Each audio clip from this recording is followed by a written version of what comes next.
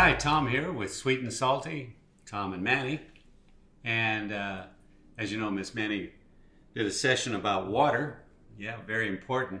There is a phrase that you should be aware of. It's called hydraulic despotism. And what that refers to in the grand scope of things is that anyone that controls the water controls the society or the group of people that need that water. And that can be applied to just about any natural resource. And what's going on right now is the growth of hydraulic despotism, and that large corporations are investing lots of money into buying water rights so that they will control the water. I think Nestle is considered one of the biggest, what's a nice way of saying it? I don't think there is a nice way to say it, but taking advantage of the situation, if you will, and where you have local municipalities or even states that are cash poor and they're willing to sell out your basic human right of access to fresh water until you have to pay a price for it, and one that makes them money. So yes, you need to drink a lot of water, but also understand what's going on behind the scenes right now with water. It's going to be, especially moving forward, it's going to be quite the political issue and quite the issue for the common person to have to deal with access to fresh water. Even globally now, millions and millions of people die due to diseases from not having access to fresh water and clean water. So what I wanted to also talk about is drill down a little bit more about food, okay? And if you'll do some research, you'll find everything that I've found that basically says our food sources have been completely corrupted by large corporations. And I would refer you to watch the documentary Food Inc., or maybe go to Netflix and watch, do the little search function and put in rotten. And it breaks it down into basic aspects of the food industry, different foods and how they've been corrupted by large corporate interests, with the only goal, of course, is making a profit. And even now they're pushing it through the halls of Congress so that they don't have to actually put it on the label that GMOs are in this product.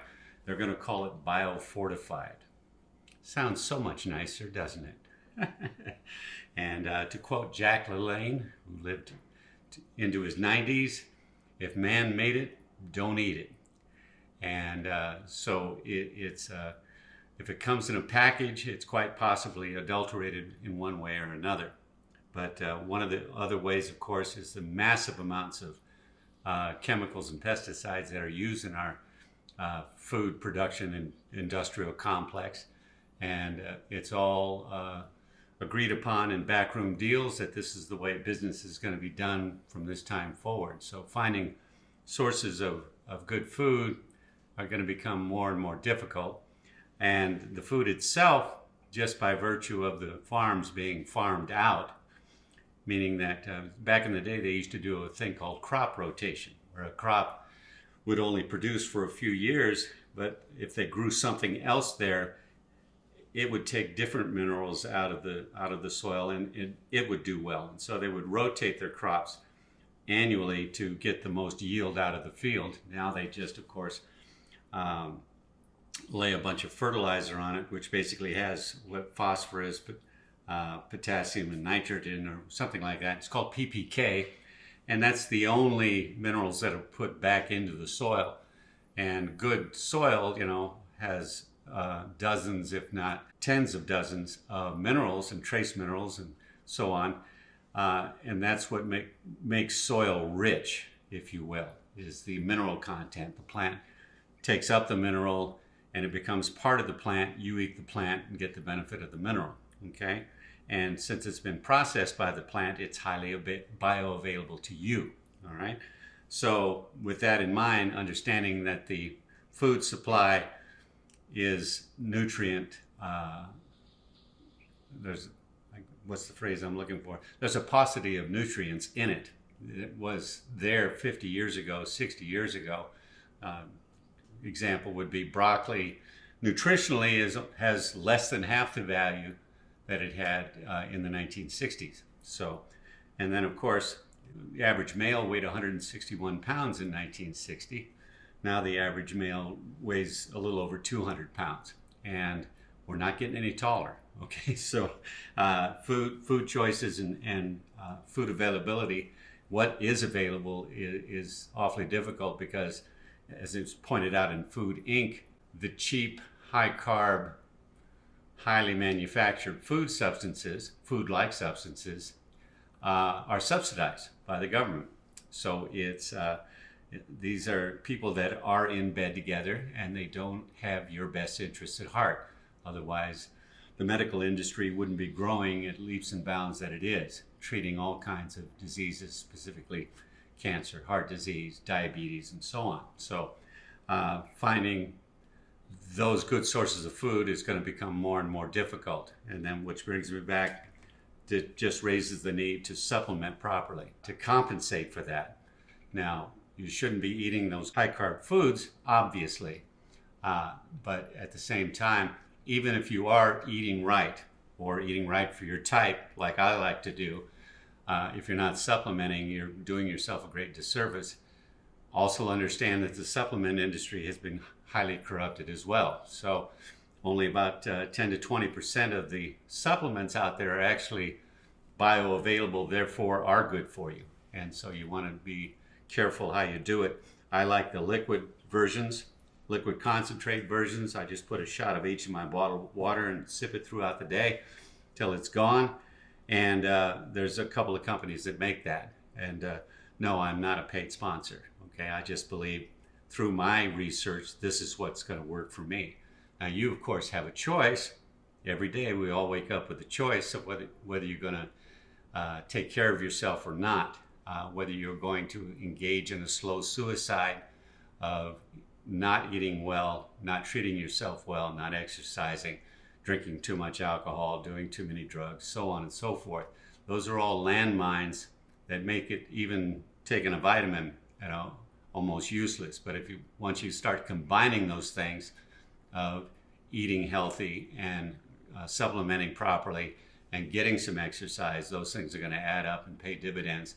And referring back to Manny's thing about water, there was a guy that, and this was 10 years ago, that was quite famous for a minute. And he wrote a book called The 72-Hour Facelift, where wild-caught salmon was the primary protein that women ingested for 3 days, meaning lunch, dinner, sometimes breakfast, lunch, and dinner. That was the only meat, if you will, that they took in.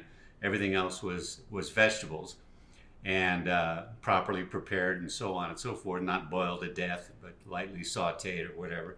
And the before and after pictures were amazing as to the impact on their faces, as to their skin cleared up. They looked 10 years younger.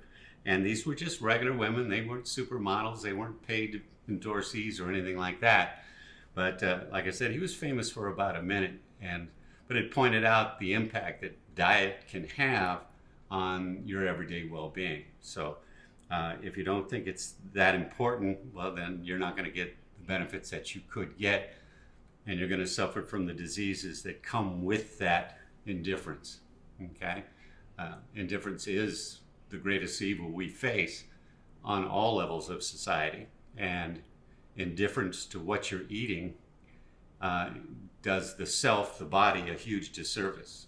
So I highly encourage you to be at least not indifferent about that. Okay? So eat right for your type. Try to find the freshest sorts of foods that you can or that you can afford. And then, of course, supplement properly with a highly beneficial, highly bioavailable supplement. And then get some exercise. Okay? We were designed to move. And if you don't move it, you are going to lose it. So there you have it. There's my tirade about that. But I encourage you again to check out Food Inc.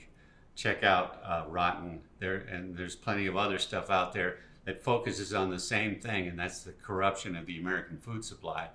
and not just the American food supply, but just about any industrialized nation has an industrialized food supply that is not beneficial to the longevity and health of the people that have to deal with it.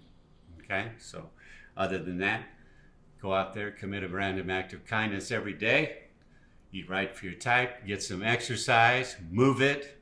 Don't be a Nimrod, move it. Take your vitamins and eat good food and love the one you're with, okay? Thanks. This is Tom with Sweet and Salty with Tom and Manny.